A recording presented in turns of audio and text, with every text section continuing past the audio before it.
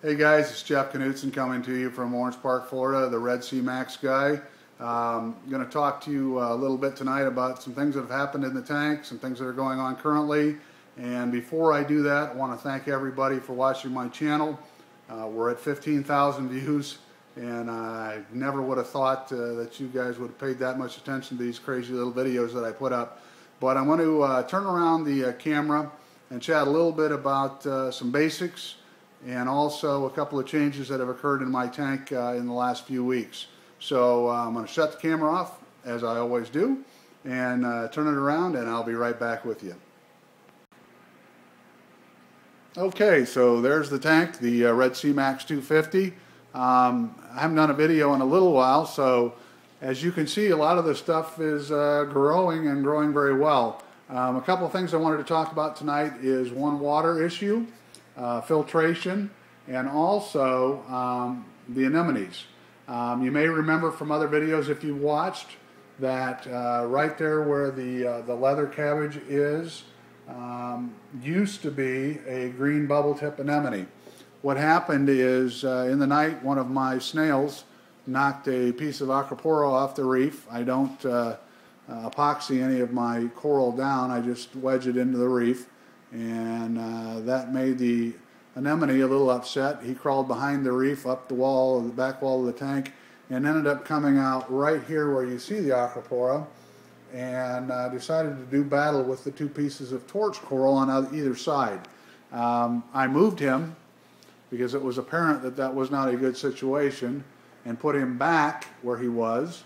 Whether or not it was because he was there and remembered that that was a bad place or whatever, but he moved right back between the torch corals twice and lost the battle, and we lost him a couple of weeks ago, which was a shame because he was a nice sized anemone. But those things will happen in nature and in an aquarium. So I have since gone to my local fish store, and you can see right there above that colony of polyps that there is another anemone sitting there.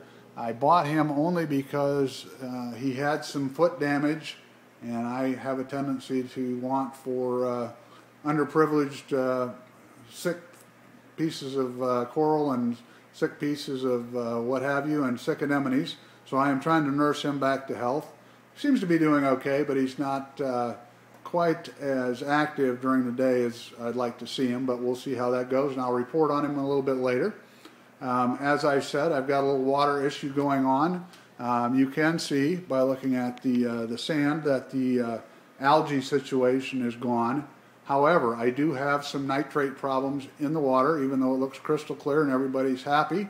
All of the testing levels are fine, other than the nitrates. Phosphates, calcium, pH, etc. are all where they're supposed to be, but I have had an increase in nitrates. I've done several water changes, 10% here and there, over the past few weeks, and quite frankly, there's a number of theories on how to lower nitrates with chemicals and large water changes, frequent water changes, etc. I have also done another thing with the filtration system. For those of you that watched the setup video, the Red Sea Max systems come with a sump built in the back. And off to the left here, behind the reef wall, is where most of the filtration sets. And on the low side of the tank, there's a ceramic filtration area.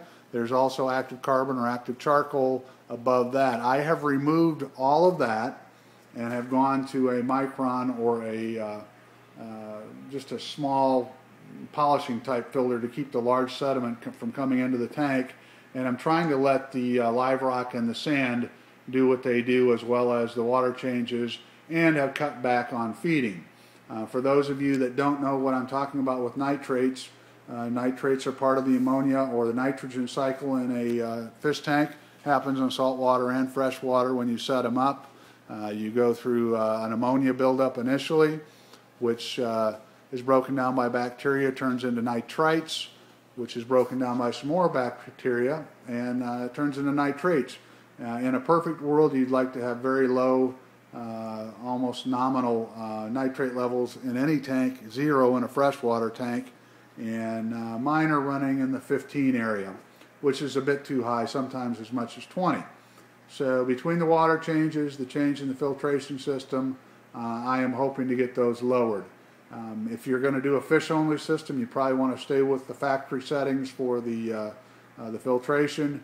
But if you're doing a reef system with a lot of live rock and a good sand base, you may want to consider letting the sand and the live rock do the filtering for you, which is what they do in nature and what they should do in a good reef setup.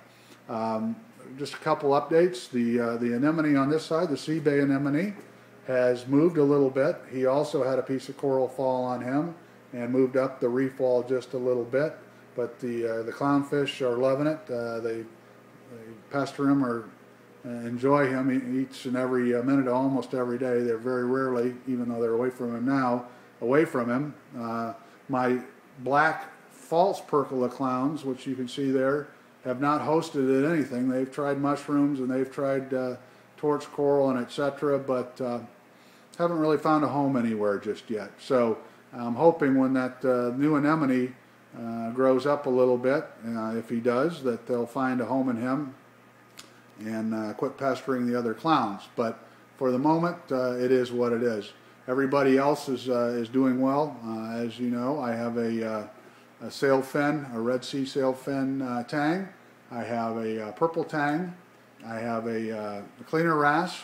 I have any number of hermit crabs and snails, and I also have a lawnmower blenny, which is right there swimming in front of the tank, that kind of prehistoric looking thing.